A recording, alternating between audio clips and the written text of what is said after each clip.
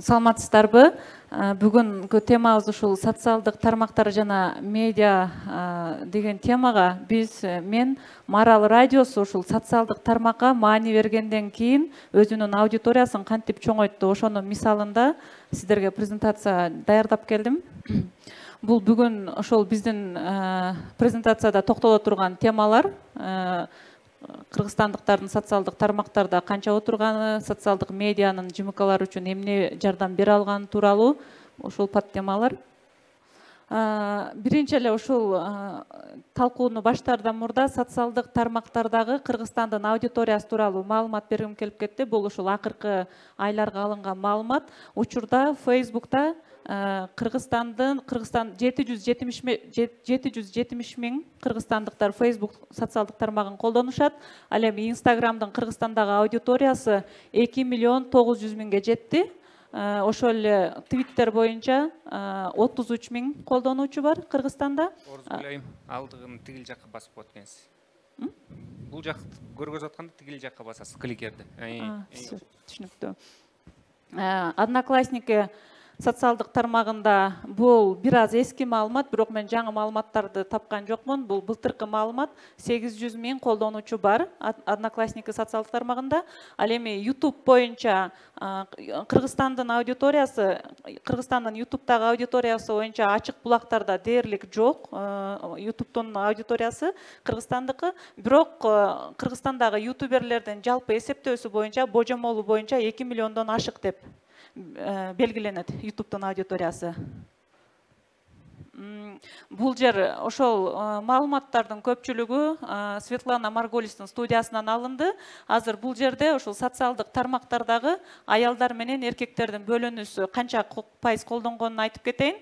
Instagram'да айымдар көбүрөөк, 1 миллион 400 миң айымдар, ал эми эркектер 1 миллион 200 миңди түзөт. Ошол эле убакта Facebook'ту карасак 370 миң айымдар, 390 миң Facebook. Байкаганыңыздай Facebook'та эркектер көбүрөөк колдонушат. Ал эми аймактарга бөлүнүшү боюнча айтып кетсек, Facebook'та 770 миң кыргызстандык колдонсо, ошонун 610 миңи Бишкек деп көрсөткөн жашаган жерин. Ал эми Ошко 110 миң туура келет. Ошол эле Instagram'да ала турган болсок, дээрлик 3 миллион аудиториянын 2,5 миллиону Бишкекте, анан 250 миңи Ошто, андан калгандары ошол башка аймактарга бөлүнөт. Бул Кыргызстандын аудиториясы. Ал эми YouTube боюнча айтып кетсем, YouTube'дун аудиториясы айымдар 30-40% түзөт, 30-35, эң көп болгондо 40-ка чейин жетет. Негизинен 60-70% эркектер YouTube'дун аудиториясы. Бул мен жеке тажрыйбадан улам. Эми ошол социалдык медиа жумакалар үчүн эмне жардам бере алат, медиа үчүн эмне жардам бере алат? Өзүн таанытууга, аудитория топтоого. Мисалы, көпчүлүктө суроолор бар да, эгер мен радио болсом, же биздики ТВ болсо, же биз гезит болсок, анда бизге социалдык тармактын, же болбосо ошол соцмедианын эмне кереги бар, же эмне үчүн колдонушубуз керек? Бул жерде сиз үчүн ошол аудиторияңызды таанытканга керек, анан ошол эле учурда азыр социалдык тармактар өзүңүздөр билгендей маанилүүлүгү артты. Сиздин ал жерде болгонуңуздун өзү эле сиздин бир портфолио катары турат. Сиздин бар экениңизди, сиздин ошол кандай десем, башка угармандарыңыздан, окурмандарыңыздан сырткары дагы жаңы угармандарды, окурмандарды топтооңузга жардам берет. Анан ошол эле убакта мындай адашуучу пикирлер бар. Мисалы, мындай кечиресиздер. Эгер мисалы биз эгер социалдык тармакта, мисалы, гезит катары кантип топтосок болот, же болбосо биз негизги радио ишин кылабыз да, социалдык тармакка кирип кетсек, онлайн контентке кирип кетсек, негизги жумушубуз калып калбайбы деген. Жок, тескерисинче сиз социалдык тармакта дагы ошол радионун, ошол сайттын, ошол гезиттин өкүлү катары сизди тааный беришет. Ал мындай ишиңизге тоскоол болбойт, кайра тескерисинче жардам болот. Экинчиси ошол маалыматты жайылтууга, социалдык тармактар маалыматты жайылтууга жардам берет. Азыр алдыдагы слайдтарда да айтылып кетет. Негизинен сайттардын негизги трафиги социалдык тармактар аркылуу келет Кыргызстанда. Андан кийин маалыматты топтоо. Сизге ошол социалдык тармактагы баракчаларыңыз аркылуу сизге маалыматтар мисалы биринчи булак катары сизге жеке өзүңүзгө түз кайрыла алышат. Ал эми багытын аныктоого дагы жардам берет. Сиз мисалы контентиңиз, мисалы сиз радио продукт чыгарып атсаңыз, аны кайсы социалдык тармакка кандайча суна аласыз, сизге мындайча айтканда даяр платформа. Ал эми кошумча каражат табуу үчүн дагы социалдык медиалар керек. Бул ошол эле YouTube'ду монетизациялоо, ошол эле Instagram'га, Facebook'ка түз рекламаларды кабыл алуу, ошондой эле нативдик рекламаларды кабыл алуу. Алдыда кененирээк токтолобуз. Мен азыр ошол Марал радиосунун тарыхын айтып берейин. Социалдык тармактарга, СММге көңүл бурганга чейин бизде жумуш кандай жүрчү? Биз радио катары гана иш алып барчубуз. Билесиздер, радио, ТВда азырынча Кыргызстанда People Metric ишке кирген эмес, аудиторияны аныктоо дээрлик мүмкүн эмес. Бул негизинен жана M-Vector сыяктуу компаниялардын сурамжылоосуна эле негизделген. Мындай белгилүү бир мындай кандай десем статистикалар бар, бирок People Metric'нын маалыматтары жок. Мисалы сиздин радионуңузду же сиздин ТВңызды кайсы саатта канча адам көрүп атат, канча аудиторияга жетип атасыз, эч кандай маалыматтар жок эсе. Бизде да ошо радио катары гана иш алып барчубуз. Бизде эч кандай статистика жок болчу аудитория боюнча. Экинчиси болсо, ошол бизде сайтыбыз дагы бар болчу, радио катары эле сайтыбыз 2011-жылдан бери иш жүргүзүп келет. Бирок айына бир орточо 100 000 эле окуучу, топто 100 000 эле окуучу. Бул деген бир 50-60 миңдин ортосундагы эле колдонуучуну IP адрести эсепке алат. Сайттын окумдуулугу өтө төмөн болчу. Эң көп катталуучубуз бар социалдык тармак бул Facebook болчу, анда 16 000 катталуучу бар эле.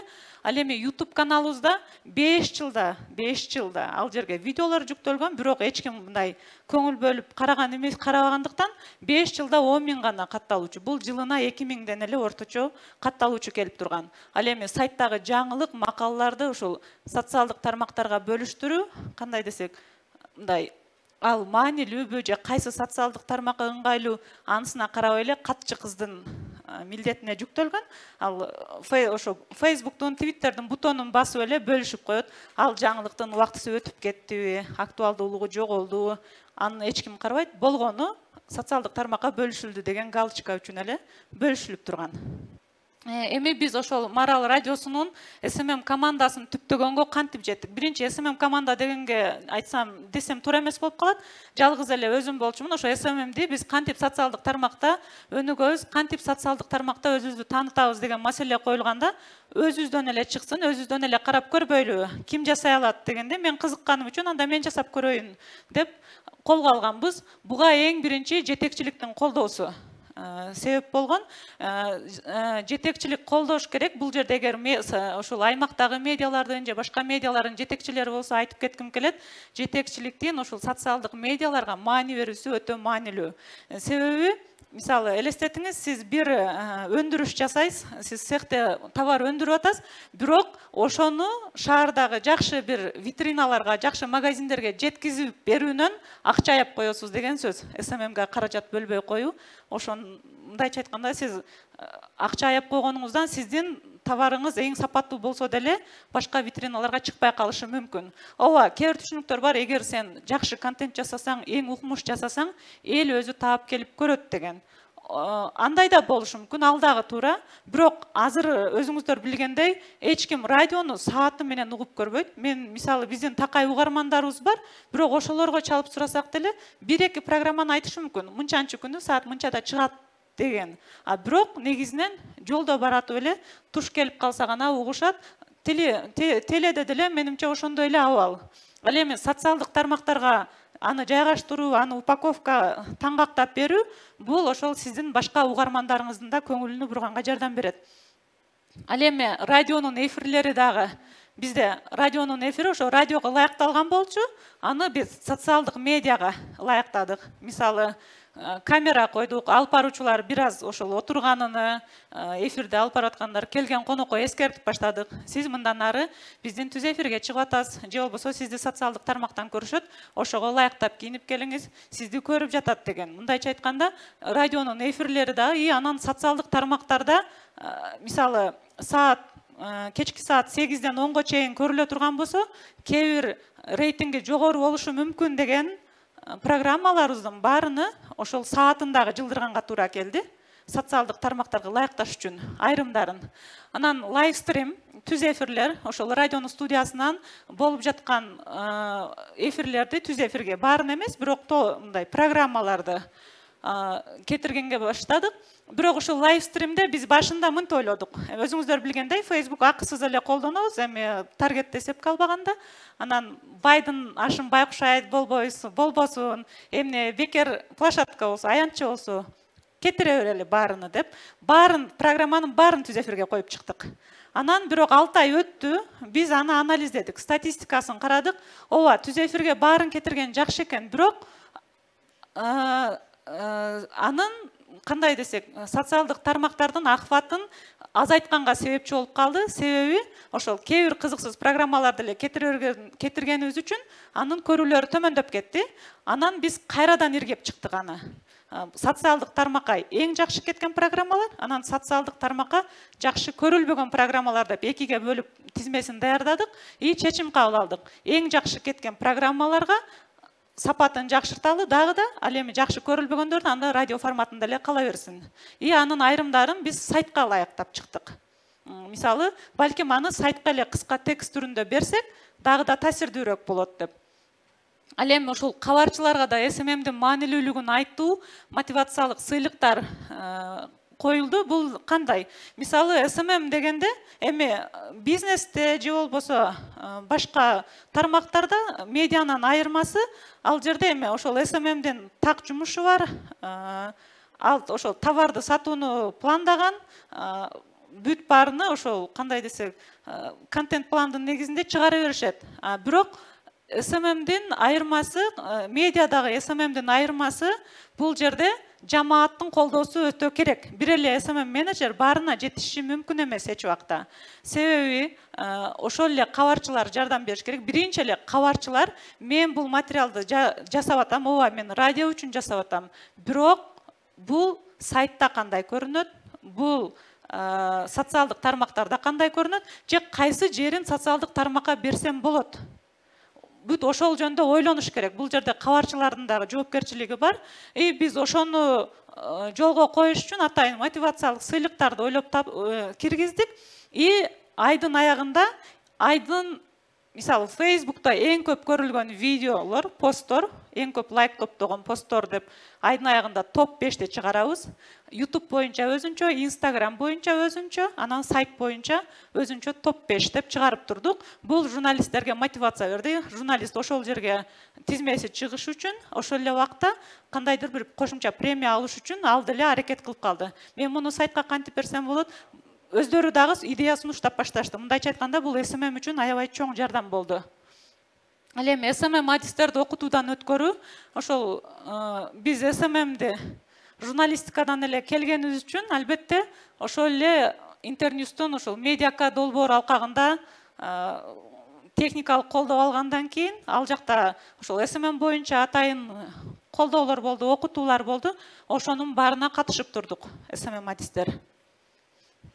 Бул азыр ошол Марал радиосунун мисалында биздин катталуучулардын өсүү темпини көрсөтүп кетсем, мына Facebook'ту карасаңыздар, бул жерде ошол 16 миңге жетпеген катталуучу, ал эми ошол туруктуу көңүл бурулганда СММге, мунун өсүү темпи ошо жылына 20, 30, 40 миңге чейин көрүнүп турат. Ал эми YouTube'ду карасаңыздар, бул ошол 2017-де 10 миң болчу катталуучунун саны, бул ошол 5 жылда топтолгон. Ал эми 2018-де 42 миңге жетти, андан кийин 90 миңге, андан кийин 150 миң, андан кийин 200 миңден ашып, азыр 223 миң катталуучубуз бар биздин YouTube каналыбызда. Бул ошол радионун эле контентин, радиодо чыккан продуктуларды эле биз ошол YouTube'га жайгаштырып, ошонун айрым жерлерин өзгөртүп, же керектүү жерлерин эле калтырып кесип, бул жерге мындай өзүнчө ТВ катары же болбосо мындай башкача мындай ыкманын кереги болгон жок, болгону радио продуктуларыбызды эле YouTube'га ыңгайлаштырдык. Ошол эле учурда укма китеп, бизде ансыз деле укма китеп деп аудио китептер кетет, ошолорду YouTube'га жайгаштырдык баарына. Андан кейін бұл жерде Инстаграмдың дағы өсу темпі. Ошол Инстаграм бізде анан дагы бир нерсени айта кетсек, ошол Марал радиосунун мисалында биз мисалы башында Facebook'ка көңүл бөлдүк, андан кийин YouTube'ду өнүктүрүп алдык. Instagram башка каналдар деле ошол убакта кетип атты, бирок Instagram'га 3-чү келгенибизде мына результат өзүңүздөр билгендей 2020да айырмасы чоң болуп турат.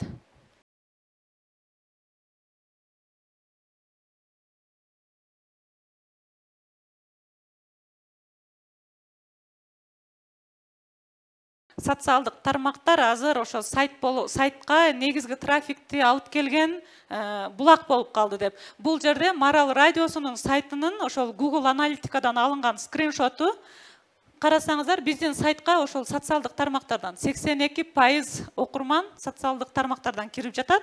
Анын 12% калган 12% же 13% бул түз дайректен жана Марал FM KG деп доменди терип киргенде, а калгандары башка булактар.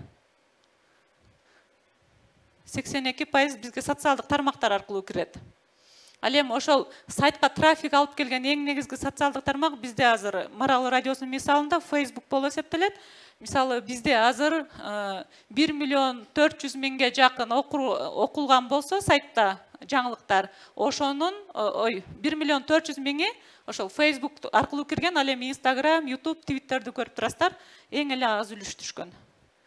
Facebook ошол сайты бар медиалар үчүн эң жакшы бир аянтча. Ал эми социалдык тармактарды туура тандоо жана колдонуу боюнча айта турган болсок,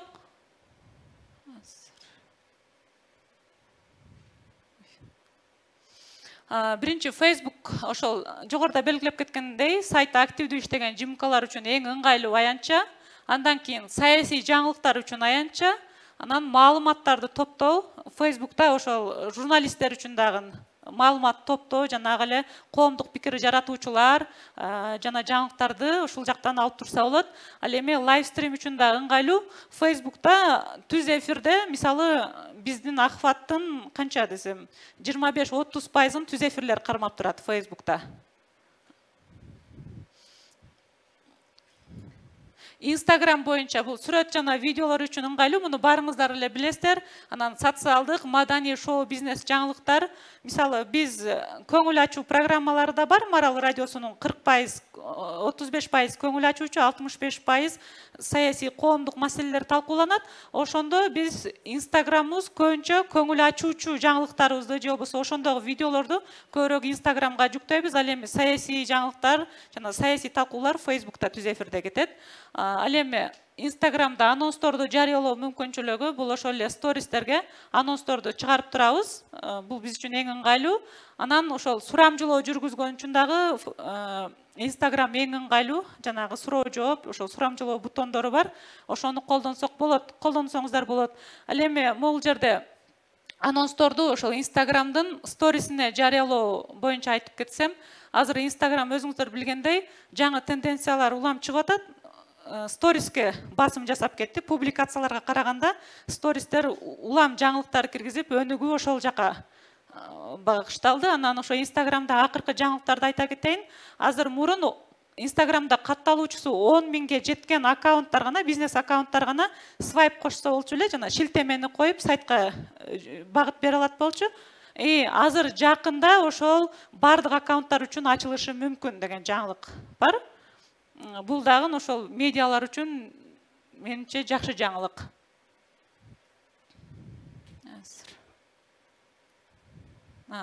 YouTube боюнча телеканалдар үчүн эң керектүү аянтча, бирок ошол эле радио үчүн деле, сайт үчүн деле бул YouTube мындайча айтканда эң маанилүү.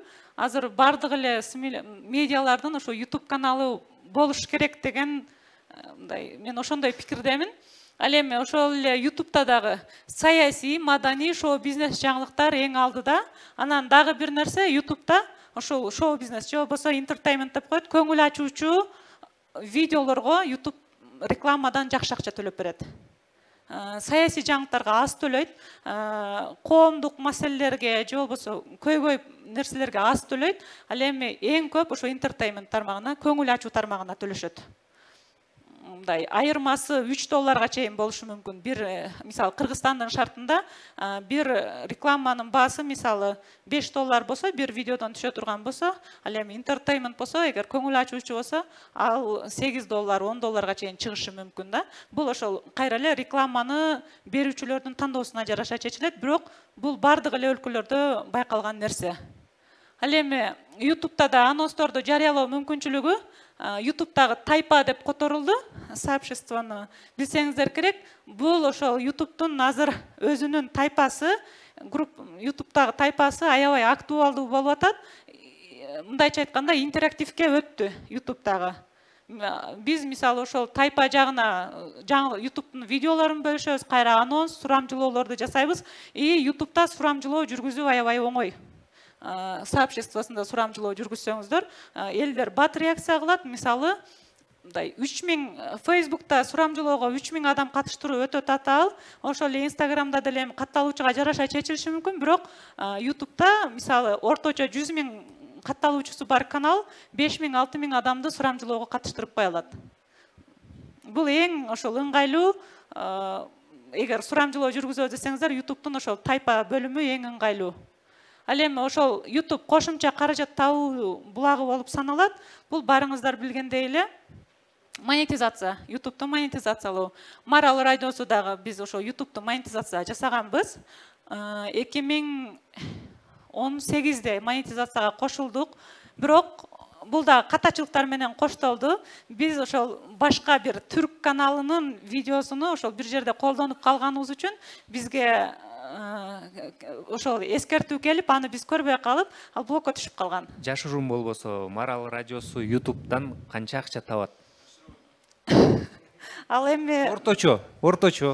Эми орточо бир мен Марал радиосу эмес, бир мисалы Кыргызстандагы бир канал, активдүү, орточо активдүү иштеген каналды мисал кылып кетейин. Бул ошол $100 баштап $1,500 чейин тапканга мүмкүнчүлүгү бар. Ошол бул орточо, бул бир айдын ичинде. Бир айда ошо $100 $1,500 чейин табып. Бул эми медиа катары жанагындай автордук укукту сактап, журналистиканын этикасынан чыкпай жасаганда, ал эми жанагындай башка серый каналдар деп коебуз, аны кыргызча боскан, эми серый канал деп айта берейин.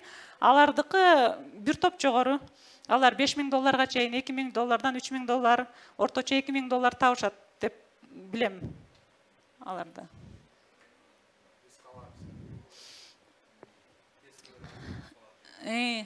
Мессенджерлерди ЖМКда колдонуу боюнча тажрыйбабыздан бөлүшүп кетсем, WhatsApp бизде радио катары угармандардан WhatsApp суроолорду WhatsAppка кабыл алабыз. Көңүл ачууга өзүнчө бир WhatsApp номер, саясий талкуу программалар үчүн өзүнчө бир WhatsApp номерибиз бар. Анан биз ойлонуп көрдүк. Биз ошол WhatsApp номерге аябай суроолор көп келет. Анан муну кантип колдонсок болот? Биз өзүбүздүн аудиториябыз катары деп ойлонуп көрдүк. Анан WhatsApp'тан 2,5 контакты келген номерди биз ар бирин сактап чыктык. Аны кандай кылдык? Башыбыз айланып калбаш үчүн, эми алардын атын билбейбиз, башка кылбайбыз. Бирде номер менен бердик. Биринчи номерден баштап 2500-гө чейин номер менен жазып чыктык номерлерди. И барыңыздар билгендей WhatsApp'та broadcast list деген бар. Рассылка жибере турган функциясы бар. Ал жерде сиз өзүңүз группа катары түзүп кое бересиз, бирок ар бир адамдын жеке өзүнө кат болуп барат. Ал жерден жиберген маалымат. Жиберип аткан адам үчүн ал бир эле группа болуп эсептелет. Биз ошентип 10 группа түздүк. 2500 адамды ал жерге WhatsApp'ын ошол broadcast listке бирден 250-гө чейин кошо аласыздар. Биз ошентип 10 группа түзүп чыктык. Ал жерде анан ар бирине ошол эле биз өзүбүздүн радионун анонсторун жиберип баштадык. Мисалы, маанилүү бир талкуу болуп калса, эртең саат мынчада ушул боюнча талкуу болот. Суроолоруңуздар болсо жибериңиздер, же ушул саатта бизди Facebook'тан бул жактан көрсөңүз болот, онлайн бул жактан уксаңыз болот. Жыштыктарыбызды берип баштадык. Андан кийин бул жерде суроо жаралышы мүмкүн. Элдер менин жеке чөйрөм, менин жеке аккаунтума, жеке телефонума жазып атасың, тынчымды алба деген маселе жаралдыбы? Ооба, жаралды. Бирок 3-4 эле адам эмне үчүн мага бул маалыматтар келип атат деген суроо койду. и алардан биз кечирим сурап чыгарып койдук. Бирок эмне үчүн биз башында коркпой эле 2500 адамды рассылка жиберип баштадык? Себеби алар ансыз деле радиого дайыма суроо берген, дайыма бир өзүнүн маселеси боюнча суроого жооп алгысы келген адамдар болчу. Мындайча айтканда, радиого лоялдуулугу бар адамдар болгон үчүн биз ойлонбой эле баштадык и өзүбүз күткөндөн мындай жыйынтык жакшы болду. Бир 3-4 эле адам каршылык билдирди. Алардан биз кечирим сурап, номерин чыгарып койдук.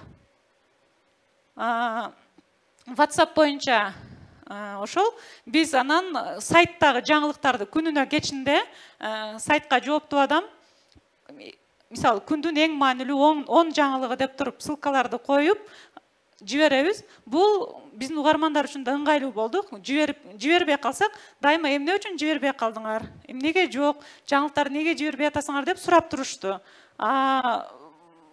Башында аябай олуттуу жиберип аттык. Теманы коебуз, кутман кечиңиз менен бүгүнкү күндүн жаңылыктары деп туруп жиберип аттык. Бирок анда реакция аз болду. Анан биз ойлонуп көрдүк, муну дагы кантип жакшыртсак болот деп. Биз смайлик коюп баштадык. Мисалы, турак жай боюнча жаңылыктын ссылкасы коюлса, темасы, анан кичинекей ошо смайлик бутондорун коюп баштадык. Саламдашканда дагы жылмайган смайликти коюп жиберсек, адамдар аны жылуу кабыл алып, и бизге чоң рахмат жибергениңер үчүн деп кайра бизге фидбек көп боло баштады бул боюнча.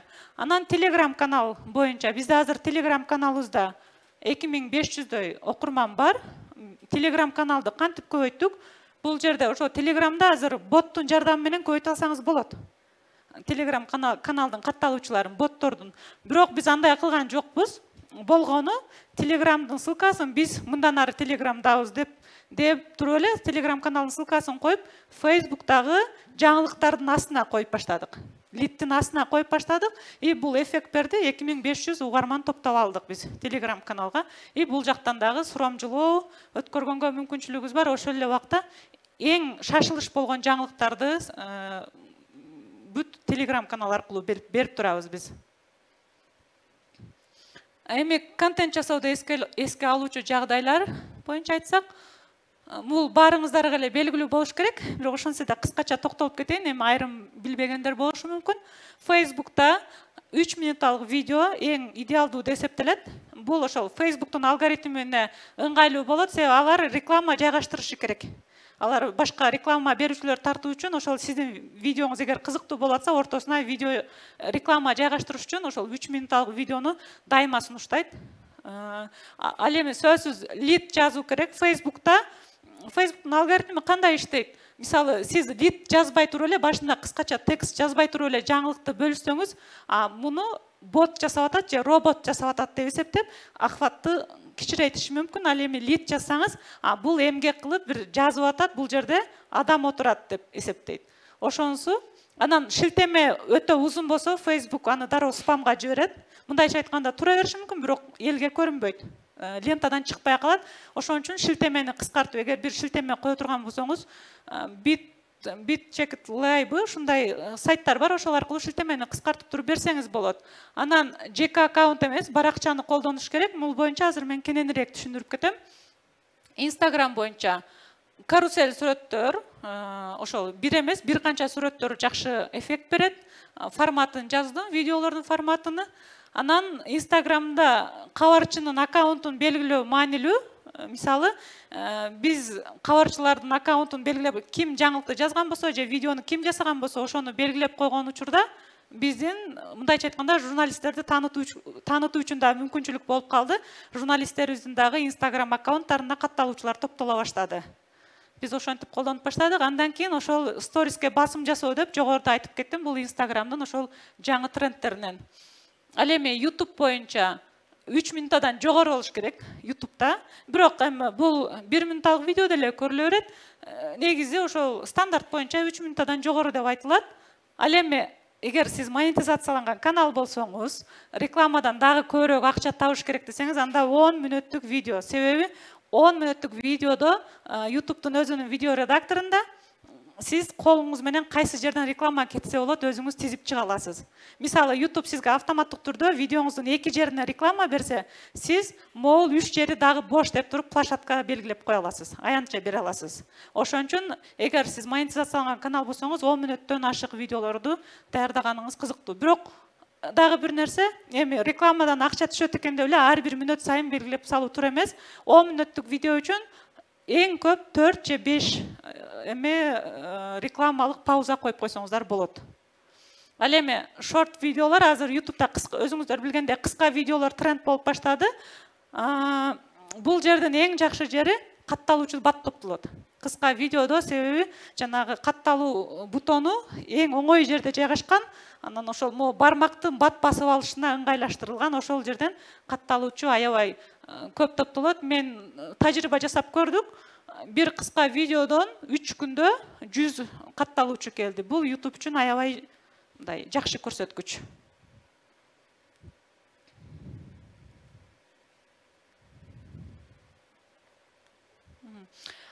Сторис үчүн, Instagram'дан сторис үчүн айтып кетейин.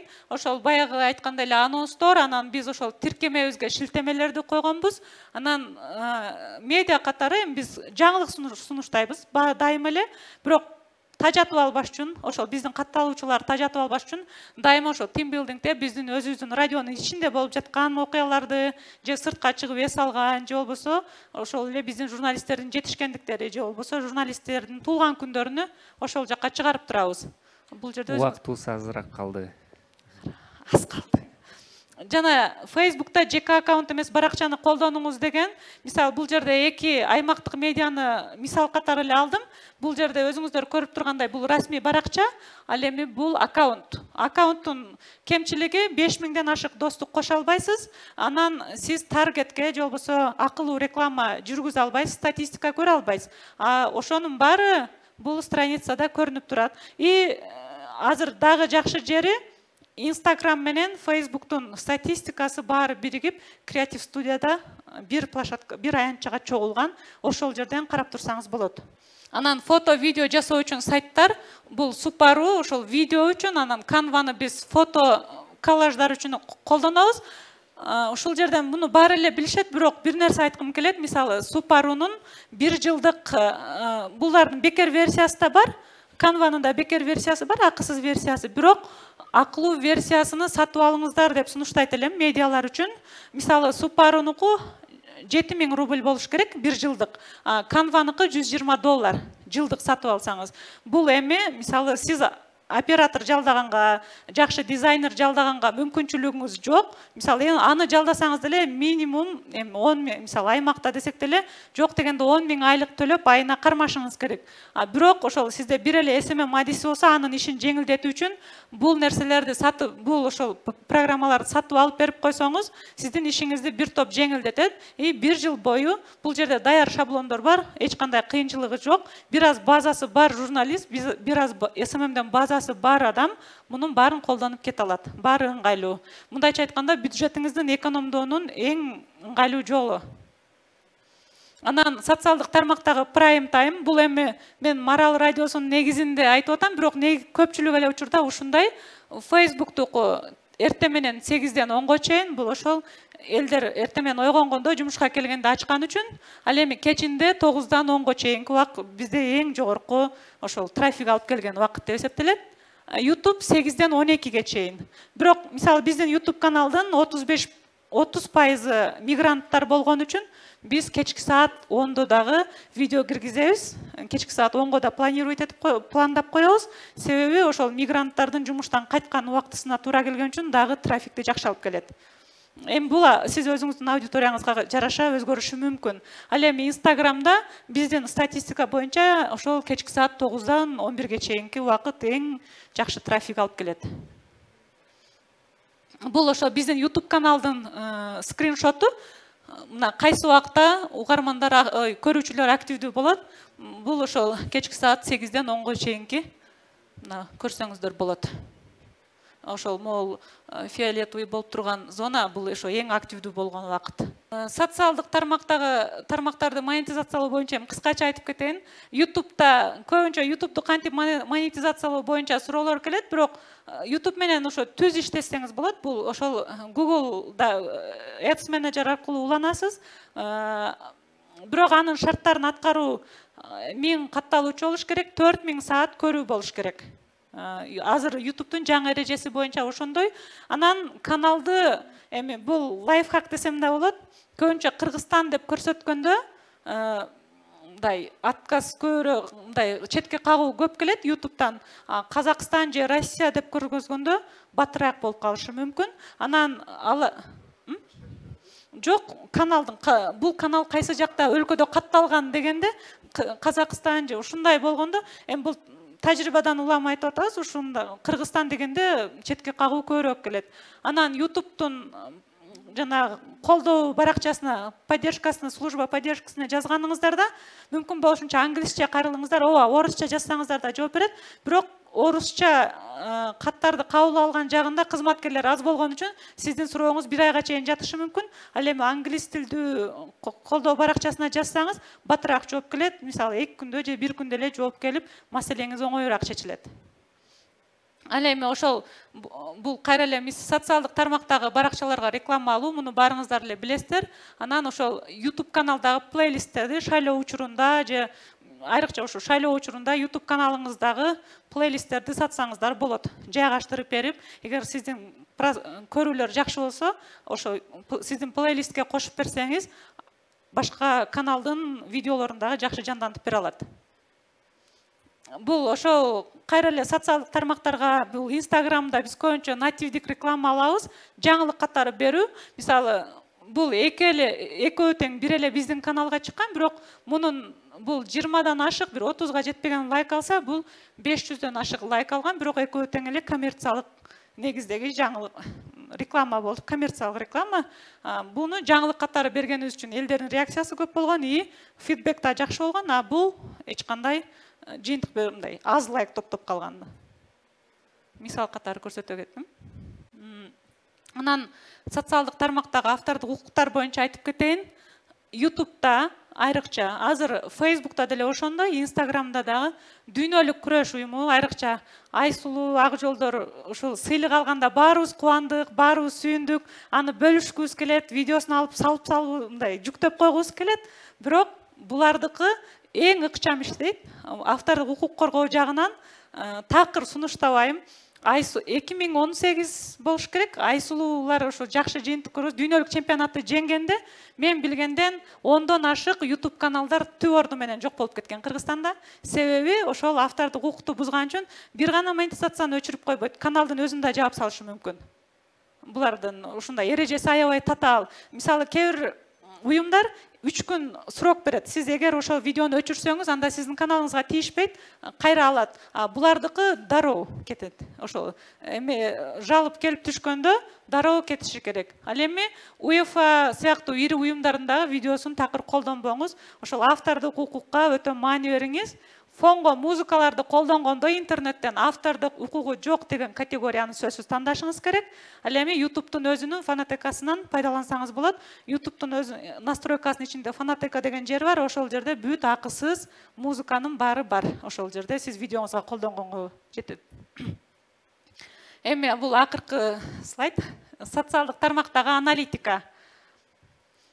Социалдык тармактарда мисалы кантип өнүгүш керек дегенде, биз башында эч кандай акча салган жокпуз, таргетке койгон жокпуз, жалаң органикалык ахват менен чогулттук катталуучунун баарын.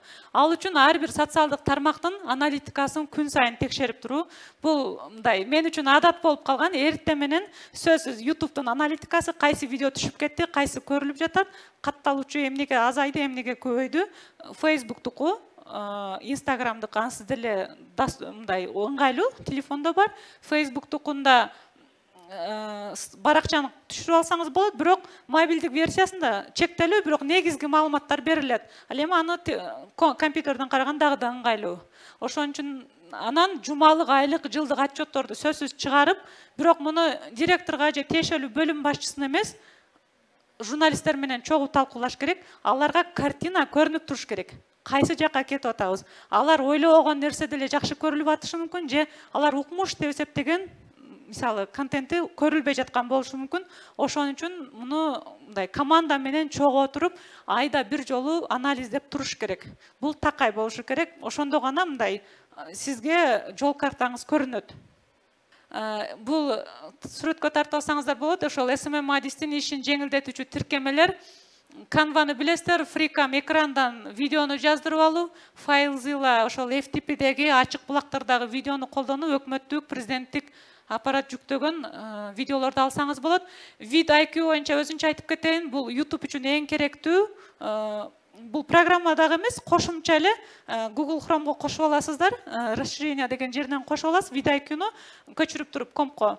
Бул ошол сиздин видеоңузга диагноз коюп турат. Кайсы хэштегтерди жазсаңыз, биринчиде Кыргызстанда кайсы хэштегтер актуалдуу болуп атат, мунун баары ошол VidIQ көрсөтүп турат. Кайсы жерде туура эмес толтурганыңызды дагы, мисалы, теманы өтө кыска коюп койдуң, темаң узун болуп калды, мисалы, обложкасы начар болуп калды деп эскертип турат. Бул сөзсүз керек. Subaru өзүңүздөр билгендей видео стористер үчүн ыңгайлуу. Filmora бул бир аз оператор катары тажрыйбасы бар журналисттер үчүн Filmora 9 ыңгайлуу колдонмо, бирок мунун дагы акылуу версиясы бар. Акысыз версиясында логосу түшүп калат. Бирок бул аябай ишти жеңилдетет. Буга өзүңүз мындай кеңири монтаж жасасаңыз болот, бирок дагы да профессионалдуулар үчүн. Медиа жетекчилери SMM-де эске алуучу жагдайлар. SMM адисинин иш убактысын ийкемдүү графикке ылайыктоо. Эми кандай десем, мисалы саат SMM адиси медиа үчүн саат 9-да келип, 6-да кетип калганы, антсе дагы болот. Жумуш жүрө берет. Бирок мүмкүн болушунча анын мындай сиздин жаңылыгыңыз качан кечке маал чыгабы? Мисалы телеканалдарда мен билгенден кечки саат 8-де чыгат. Аны бирөө жайгаштырыш керек. Ошон үчүн SMM адисинин убактысын мындай ийкемдүү жасап бериңиздер. Мисалы ал макул эртең менен шашпай эс алып, 10-до келсин, бирок кечинде саат 12-де видео жүктөсүн, 10-до видео жүктөсүн. Мындайча айтканда прайм таймдарды өткөрүп жибербеш керек. Прайм таймга негизделип, анын иш графиги түзүлүшү керек. Андан сырткары таргетке акы төлөнүүчү программаларга каражат бөлүшүңүздөр керек. Жогоруда белгилеп кеттим. Андан кийин бул коопсуздук үчүн маанилүү. Жана мен айтпадымбы, биздин ошол Instagram каналыбыз башында ачылганы жок болуп кетип, кимде экени белгисиз болуп жаңы ачканбыз.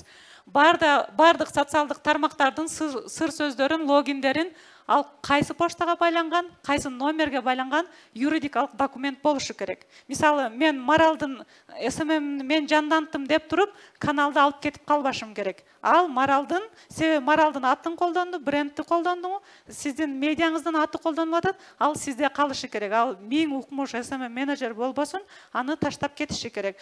Себеби мындай окуялар көп болгон, каналды алып кетип калышат, баракчаны кайрадан жаңы ачышат. Бул туура эмес. Ошон үчүн башында бардык парольдорду ошо баарын бир номерге байлап, поштага байлап, аны бир юридикалык документ кылып алыңыздар. Жетекчилер үчүн бул маанилүү. Анан SMM адистер үчүн катталуучу топтоо маанилүү, бирок ушул журналисттик этика андан жогору турат. Эч убакта макул ал сизге 100 000 катталуучу алып келипсиң, бир видео же болбосо бир сенсациялуу жаңылык, бирок ал журналистиканын чегинен чыгып кетпеши керек. Чоң рахмат, Орозгүл. Ошо калганын окуп алсаңыздар болот. Ушун менен Орозгүлдүн презентациясы бүттү. Ал эми суроо жооптор көтөрүлүп, эгер суроолоруңуздар болсо берсеңиздер болот. Мен Нурзада, Нарын Шарк мериясынан. YouTube каналына Кыргызстандын атынан видео же бир какой-то бир публикация жарыялоо боюнча маалымат барганда, көбүнчөсүн артка кайтарат атпайсызбы? Эмнеге же ылдам кабыл албайт деп эдиңизби? Жок, Кыргызстан атынан маалымат жарыялаганда эмес, YouTube жарыялоо боюнча YouTube каналыңызды монетизациялоо боюнча, бул акча каражат табуу боюнча YouTube'тун партнердук программасы бар. Ошого уланууда Кыргызстандын атынан барган арыздарды мындай кечирээк карайт, же болбосо мындай четке кагуу көбүрөөк болот. Четке кагуу көбүрөөк болот. Ошонун себеби эмне? Биринчиден YouTube'тун официалдуу мындай өкүлчүлүгү бизде жок. Анан ошол бул жерде мындай себебин ачык айтып билбейм, бирок негедир ошол кыргыз тилдүү каналдардын арасында ушул көйгөй бар. Ошон үчүн көбүнчө Казакстан же Россия деп туруп катталып алат. YouTube ага өтө деле көп карабайт, бирок негедир ошол Кыргызстанда айтканда ушундай бул менимче Кыргызстандын аудиториясынын аздыгынан да болуш керек. Эми 6 миллион калк болсо, анын бир жарымы кирип жаткан болсо, балким ошого дагы приоритет беришим мүмкүн. Бул менин эле божомолум.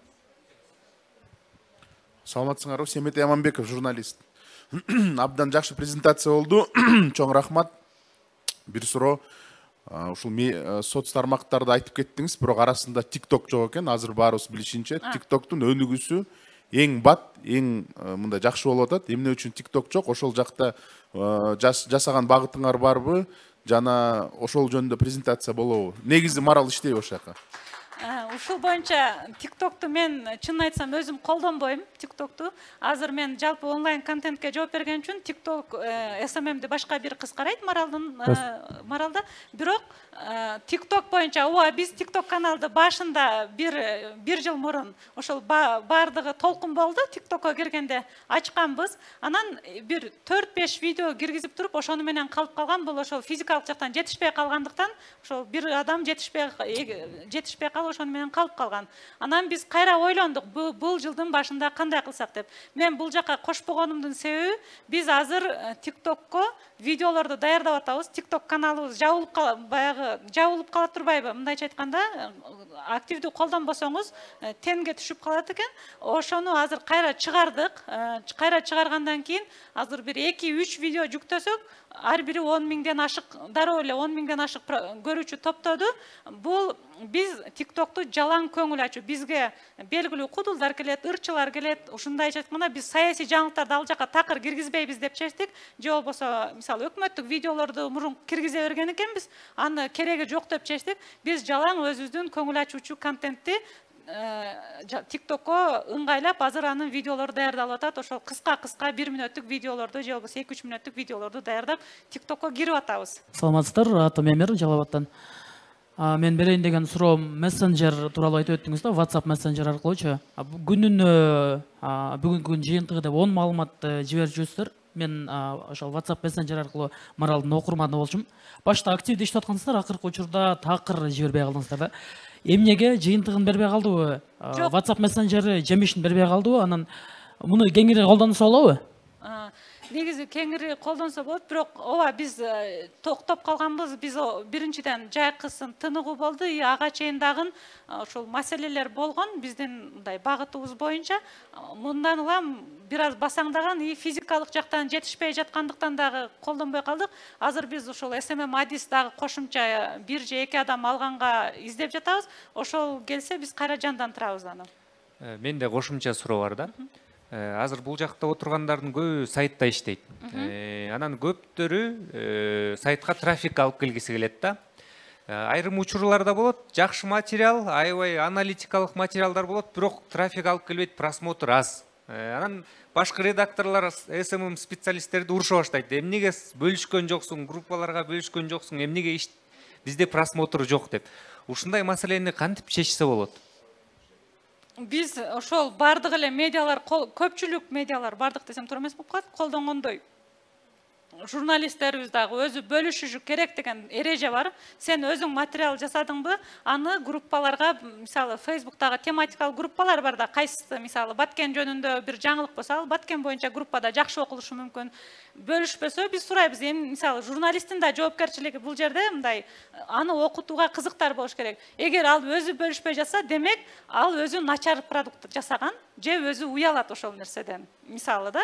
Бирок SMM адистин милдети ооба трафик маселесинде биз группалар менен дагы иштейбиз Facebook'та. И кошумча эгер бизде азыр эми YouTube'дан каражат тапканыбыз үчүн таргетке койгонго мүмкүнчүлүгүбүз бар. Акыркы 2 жылдан бери таргетке коебуз.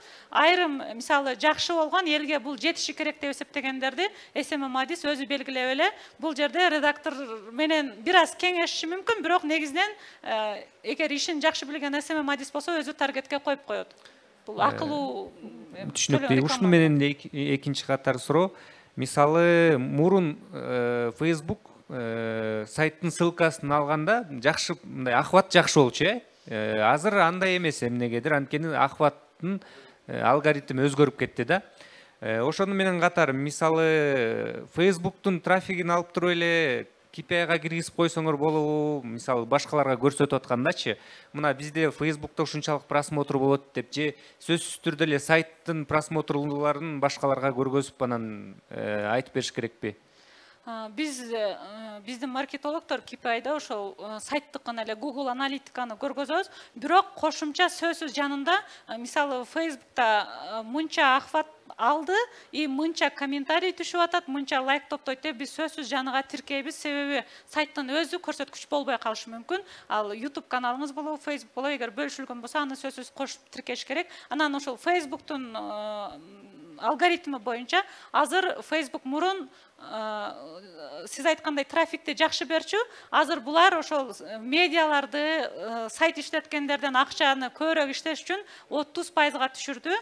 Достордун, мисалы эгер сиздин жеке аккаунттан бөлүшсөңүз, анда бул сиздин постуңуз деп эсептеп, сиздин досторуңузга көбүрөөк көрсөтөт. Муну 50%га чыгарды. Facebook'тун жаңы алгоритми ушундай. Ошон үчүн биз кандай кылабыз? Марал радиосун ооба фейк деп айтсам туура эмес болот. Болгону жеке аккаунттар, ооба расмий баракчасы бар, бирок жеке аккаунттары, мисалы админ Марал деп, же болбосо дагы бир эки аккаунттарыбыз бар. Ошол аркылуу дагы жеке аккаунт аркылуу да бөлүшөбүз. Ага 5000 досту кошуп алганбыз. Себеби ал жеке аккаунт катары калган үчүн ал дагы трафикке жардам берет. Жеке аккаунтун өзүнөн бөлүшкөн үчүн. Назира Жусупова, аудитория боюнча кызыктуу болуш керек бул жерде отургандар үчүн. Аудиторияны топтоо боюнча көп медиалар, уюмдар жана гифтерге катышып, анан кийин топтоп жатышпайбы? Ушундай тажрыйба болду эле, гиф аркылуу аудиторияны топтогондо кандай жыйынтыктар болду эле, ошол боюнча айта аласызбы? Негизи кантип аудиторияны топтош керек? Жана айтып өттүңүз, азыр дагы айтып кетсеңиз, ошо аудиторияны мындай таргети, максаттуу аудиторияны, ар бир медианын өзүнүн аудиториясы ар башка да, ошо максаттуу аудиторияны кантип топтосо болот? GIF боюнча биз GIF колдонгон эмеспиз. Катталуучулардын баары ошол органикалык ахват менен эле келген баары. Анан GIFти бизге сунуштар болгону, эми бизде көңүл ачуу бөлүмү болгон үчүн ырчылар менен иштешебиз, аларды эфирге чакырабыз, алар менен кызматташтыгыбыз бар, алар сунуштайт.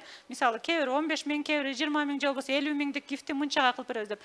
Жок, биз керек эмес деп тапканбыз, аны изилдеп көргөнбүз. Себеби, ооба, сиздин катталуучуңуз мисалы 500 000 деп турушу мүмкүн, бирок лайктар көрсөтүп коет. Ал жерде комментарийлер, себеби алар активдүү колдонуучу болуп бере албайт. Алардын максаты, GIFке катышкандардын көпчүлүгүнүн максаты белекти утуп алуу. Ал эми ал GIFти колдоп аткан, GIFти уюштуруп аткан аккаунттарга менимче мындай кандайдыр бир жылуу сезими болгон үчүн катталбайт, жөн гана эреже болгон үчүн гана катталып коюшат.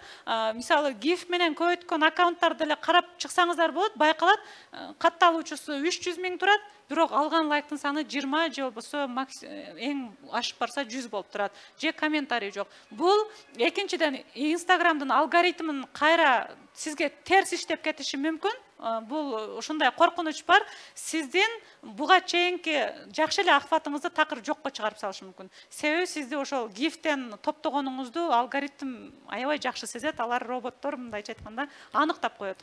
Саламатсыздарбы, Элира Турдубаева, Борбордук Азия университети, журналистика факультети. Мен Марал ФМди дайым көрөм, Facebooktан дайым бөлүшөм. Ошо прямой эфир, түз эфир кылып атканда бир аз эле көрөт да, 11-12 эле. Анан ал кийин көбөйөбү, ал түз эфирди бөлүшкөндөн кийин дагы көбөйөбү. Анан сиз өзүңүздөрдүн стратегияңыздар барбы? SMM стратегия.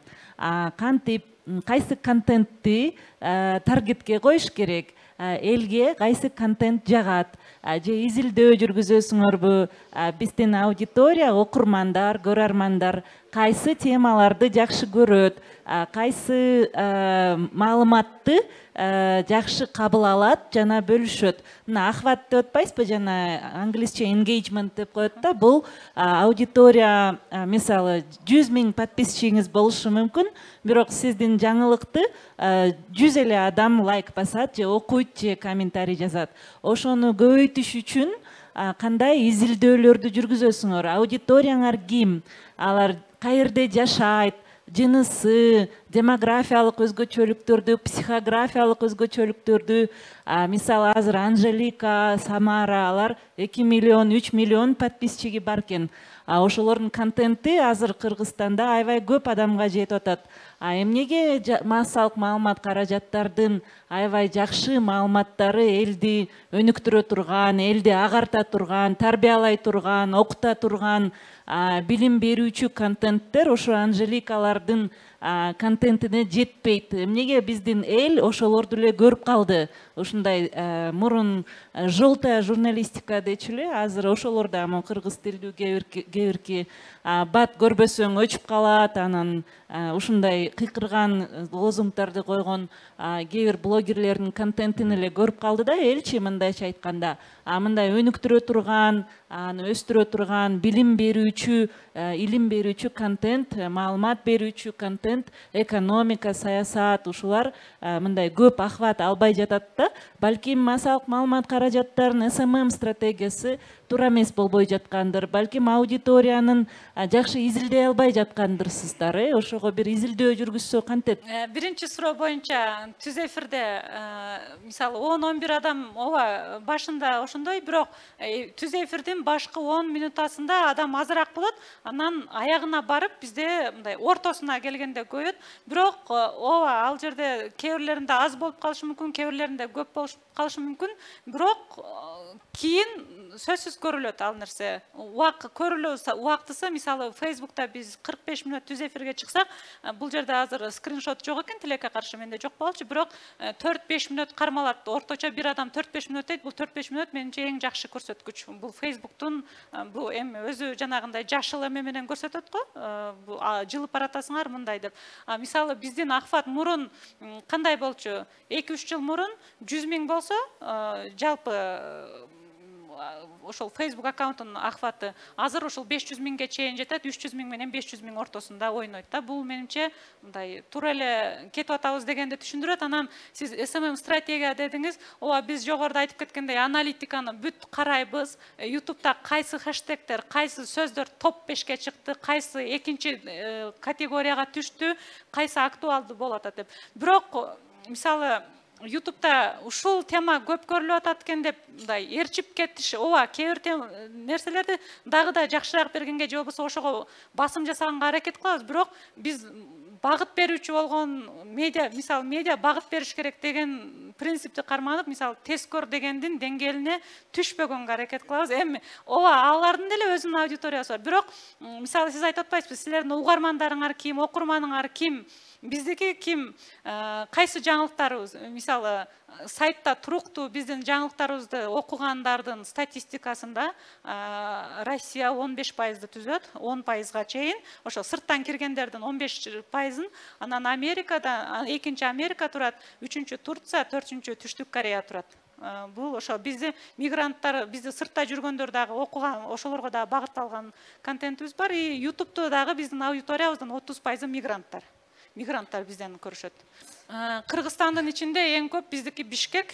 Бишкектегилер окуйт, бул региондук бөлүнүшү боюнча Бишкектегилер окуйт. Рахмат чоң. Бизде убакыт саналуу эле болчу. Аягына чыктык го деп ойлойм. Сиздерге чоң рахмат, Орозгүл. Сизге чоң рахмат.